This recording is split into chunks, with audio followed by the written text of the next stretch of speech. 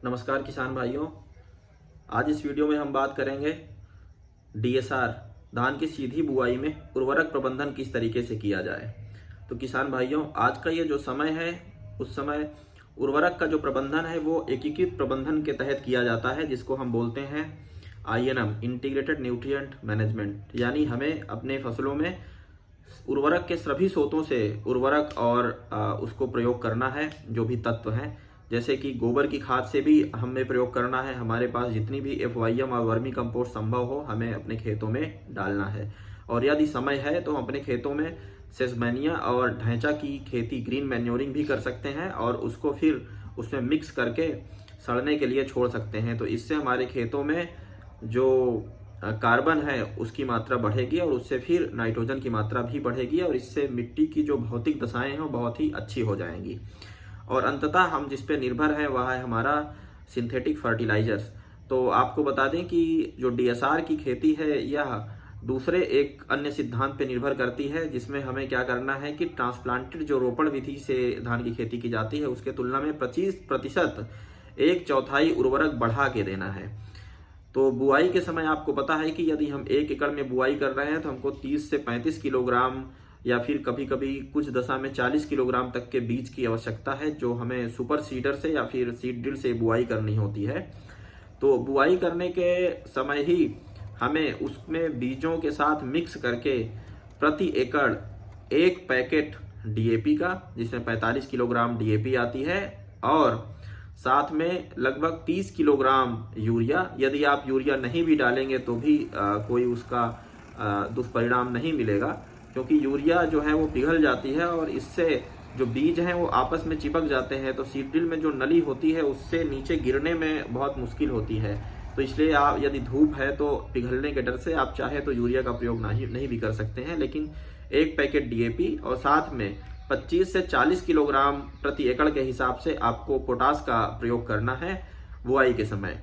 बुआई करने के पश्चात लगभग 1 महीने के पश्चात 25 से 30 दिन के आसपास आपको 1 पैकेट यूरिया का प्रयोग करना है। जब उसमें नीचे से कल्ले निकलने लगेंगे, पूंजे निकलने लगेंगे, जिनको हम टिलरिंग कहते हैं, उस स्टेज पे आपको प्रयोग करना है इसका 1 पैकेट यूरिया का। लेकिन ध्यान रहे कि उस समय खरपतवार प्रबंधन करने के बाद ही आप खाद का प्रयोग करें, अन्यथा आपकी जो खाद है वो खरपतवारों के वृद्धि में खर्च हो जाएगी और आपको बहुत अधिक फायदा उसका नहीं मिलेगा। और आप ध्यान रखें कि आपके खेतों में नमी बनी रहे।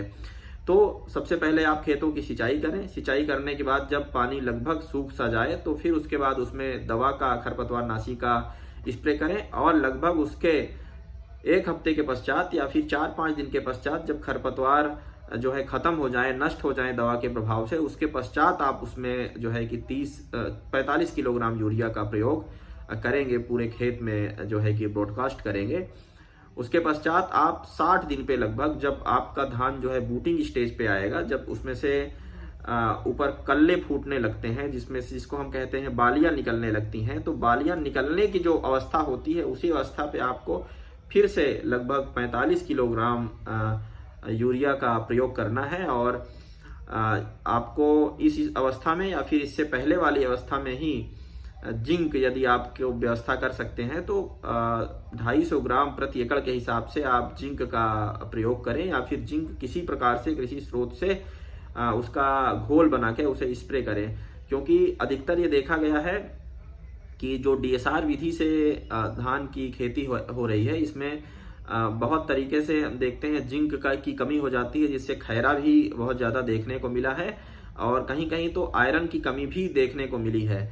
तो इसलिए आप जो है कि जिंक का प्रयोग करेंगे ज़रूर यूरिया के साथ में। और उसके बाद आपका ये जो भी आपका उर्वरक है, इसकी जो ज़रूरत है वो लगभग फसल की पूरी हो जाती है। अंतिम में जो 45 किलोग्राम यूरिया है वो प्रयोग करने के पश्चात अब आपने अपने खेतों में पर्याप्त उर्वरक का प्रयोग कर दिया है और अब आपको चिंता करने की ज़रूरत नहीं है।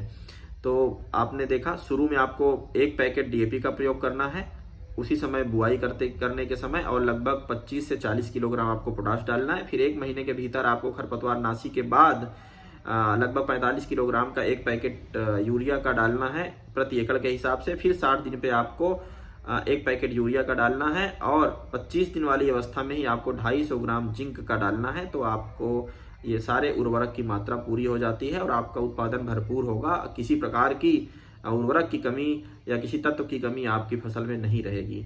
तो हम उम्मीद करते हैं कि आपको ये वीडियो के थ्रू जो जानकारी मिली है वो समझ में आई होगी और आप इसका अपने खेतों में प्रयोग करेंगे।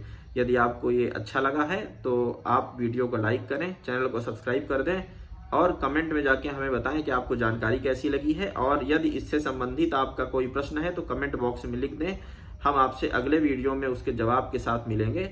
और अन्य किसी विषय पर यदि आपको जानकारी चाहिए तो भी आप कमेंट बॉक्स में हमें बता दें, हम आपके पास तक जानकारी पहुंचाने की कोशिश करेंगे। धन्यवाद।